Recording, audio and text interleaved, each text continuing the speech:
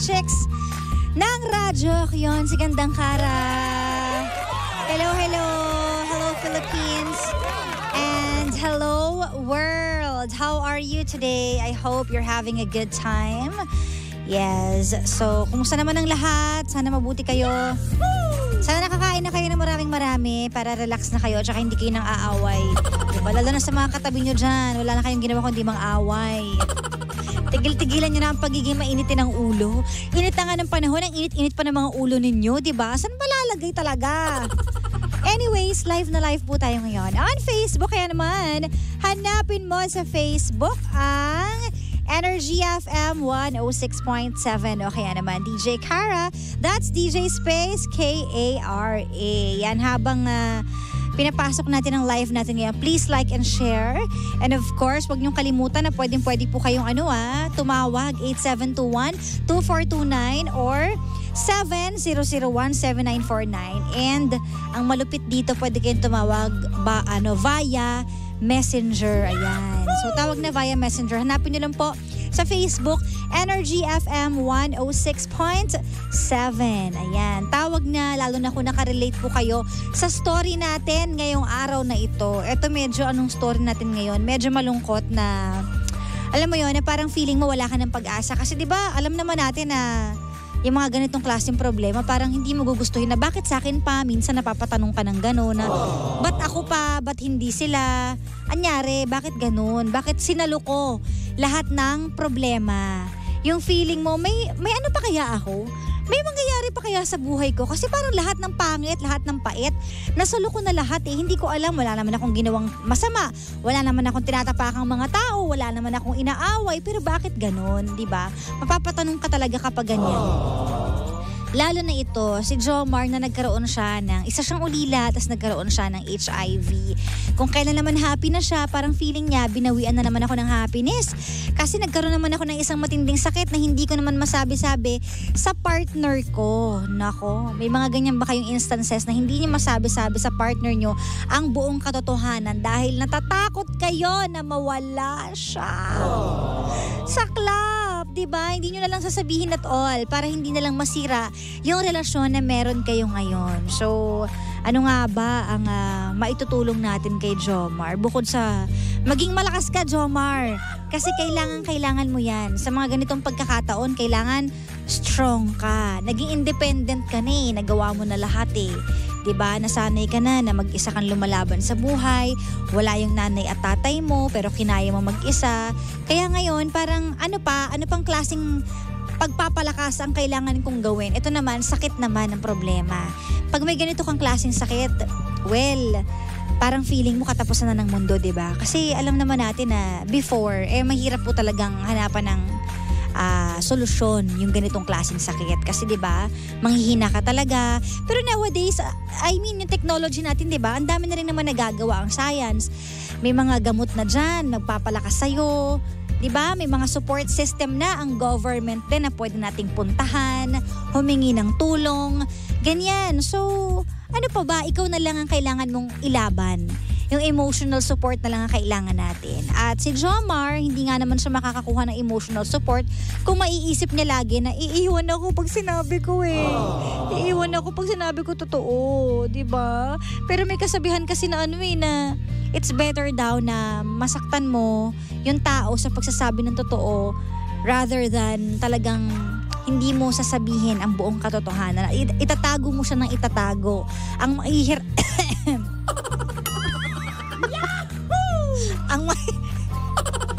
Bakit ako naubo? Ang mahihirapan daw, si Tito Cora kasi naglabas ng pulbos. Automatic yung ubo ko. Ang mahihirapan daw dyan ay ikaw. Kasi kinakalaban mo ang sarili mo. Diba? Mahirap kalaban po ang sarili. Diba? Hindi mo mailabas yung totoong nafe-feel mo.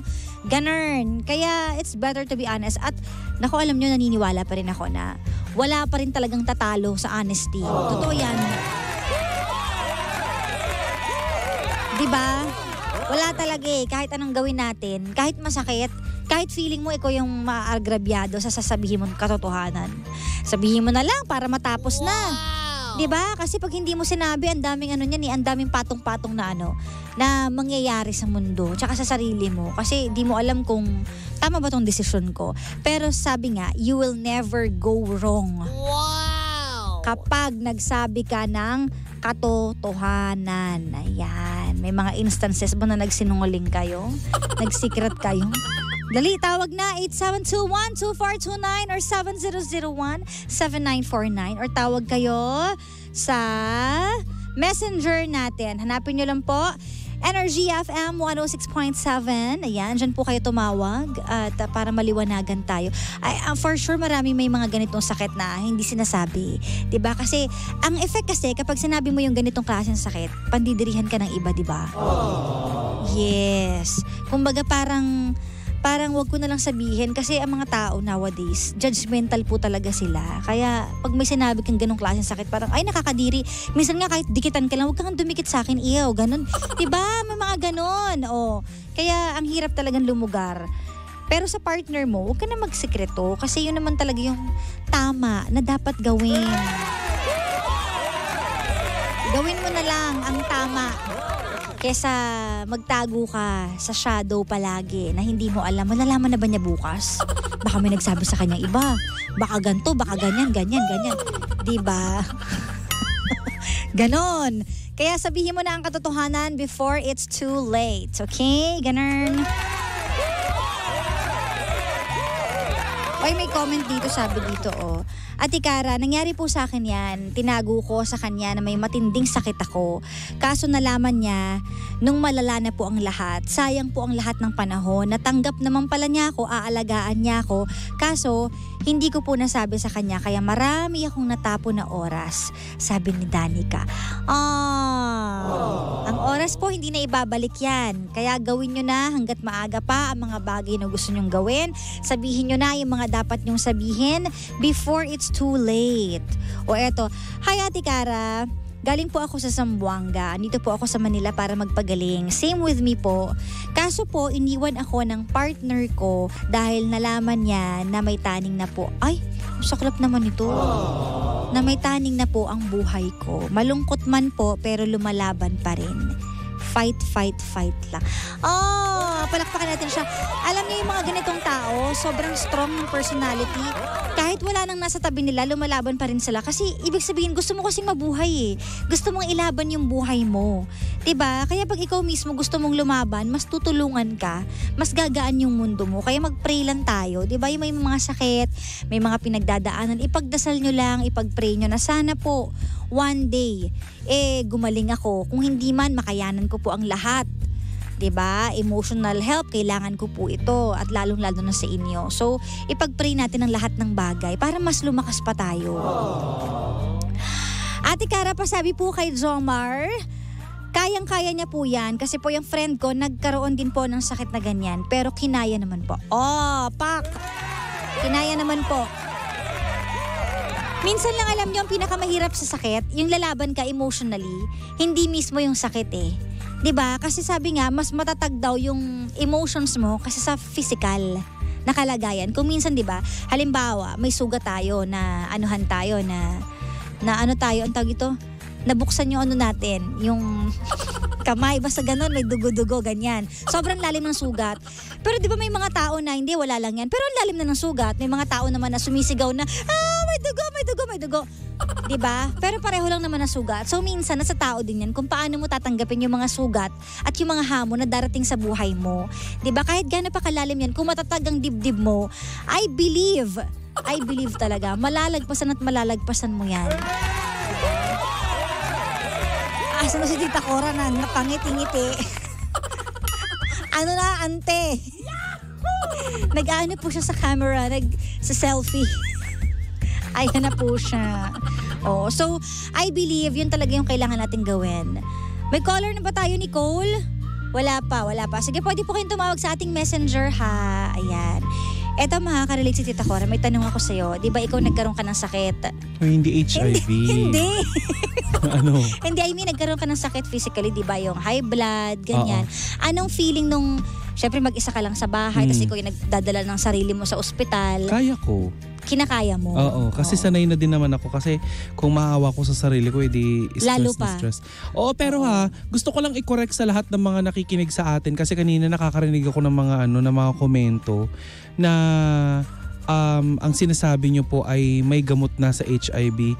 Meron po tayong Pampalakas. hindi siya pampalakas Ano bang tawag doon? Ang gamot kasi na binibigay, lalo na ng samahang Love Yourself. Hello po sa mga friends ko dyan sa Love Yourself. Every 6 months ako nagpapa-HIV kahit HIV test kahit na nandyan yung partner ko o wala. Kasi importante yon. Napaka-importante kasi syempre nagpapalinis tayo ng kuko. Diba? At least may educate natin yung ating mga pangga na nakikinig ngayon na wala pa rin pong gamot sa HIV, pero meron po tayong mga pamamaraan para nang sa ganun ay maiwasan natin na mahawaan po tayo. Meron yung PrEP.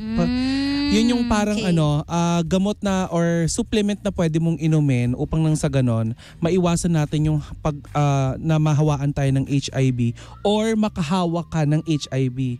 Kasi pwedeng parang ang turing na lang natin ngayon sa HIV ay parang diabetes na kailangan mo ng maintenance. Papatulugin niya lang yung virus pero nandyan pa rin yan sa katawan mo. Oo. So, pero ano yung mga narinig ko na may gumagaling daw sa ganun? Wala pa. Wala pa rin cure sa HIV pero papatulugin niya yung virus sa katawan mo para hindi ka na masyadong or hindi ka na makahawa.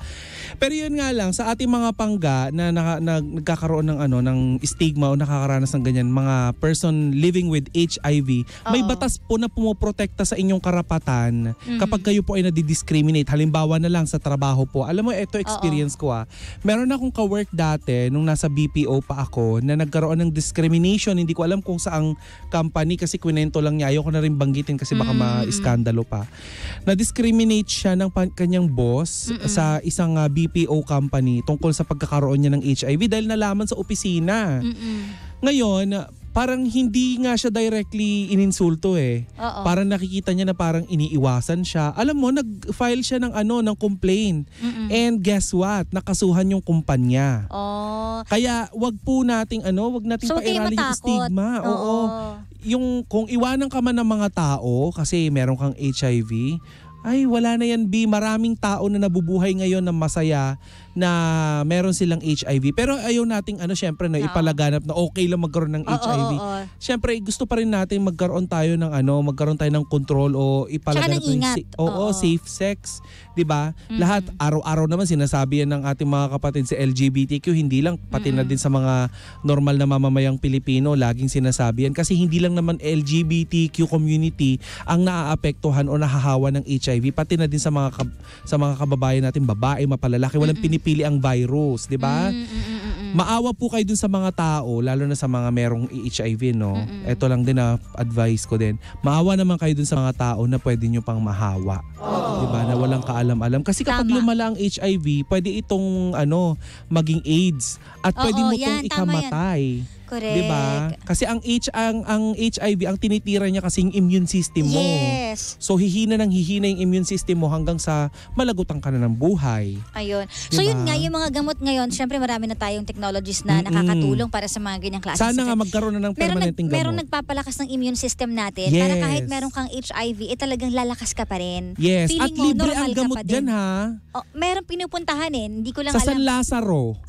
Okay. May mga friends ako na may HIV before. Nagpupunta sila dyan sa San Lazaro. Pero paano yun? May tanong ako.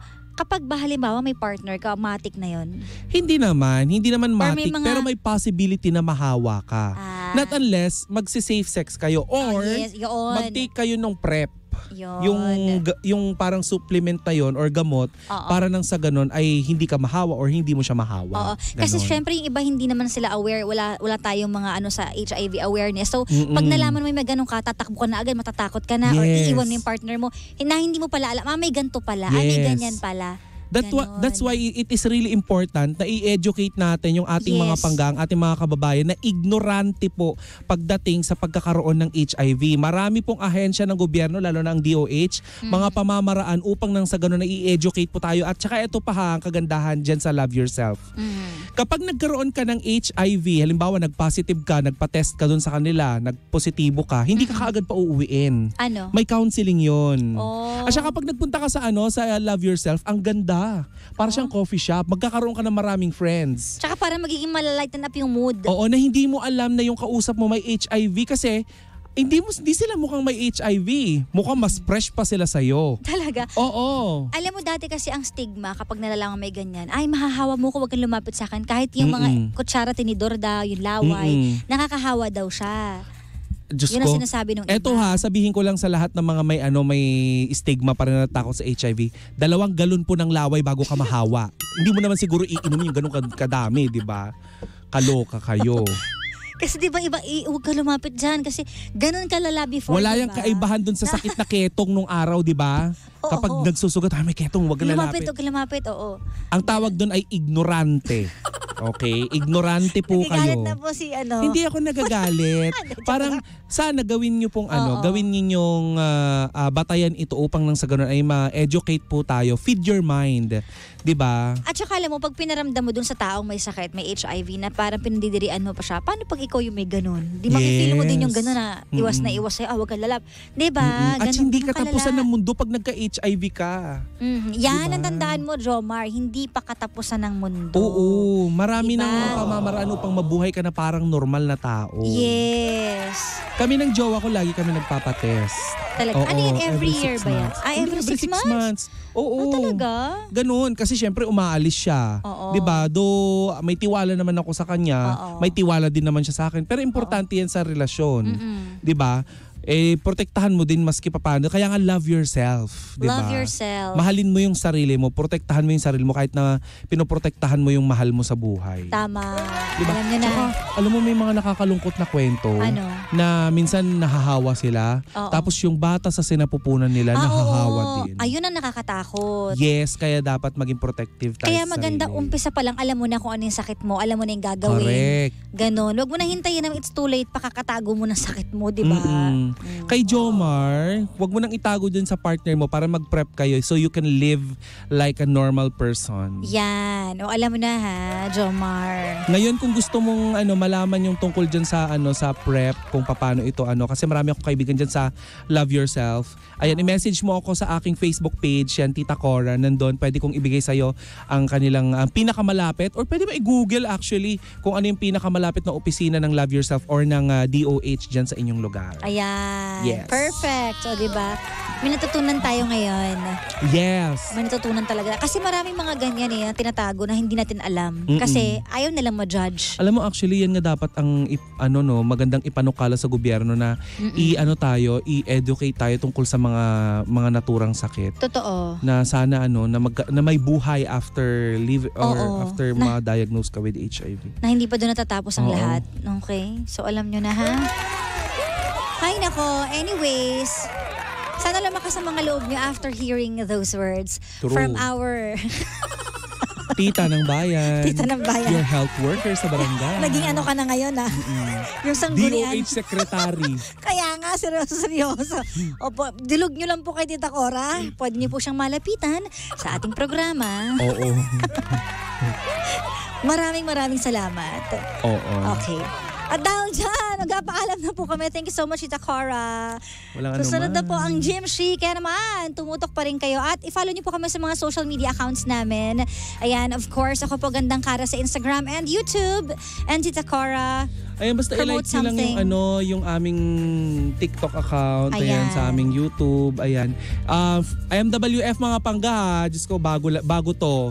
Bagong sportscaster kami dahil kami ay nagbabalita ng chika sa arena. Yan, hatid sa atin ng Arena Plus. Kaya manood kayo. Ayan. Ng Baklitas. Hindi na lang showbiz. Pati basketball. Lahat na, di ba? At saka sa mga trending update ng mga chismis, hanapin nyo lang sa TikTok. Andyan sila. Trending kayo lagi. Congrats. Thank you. Pak.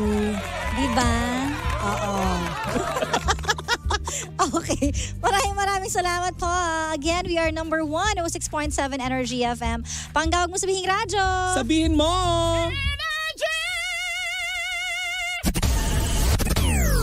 Here is Pangas.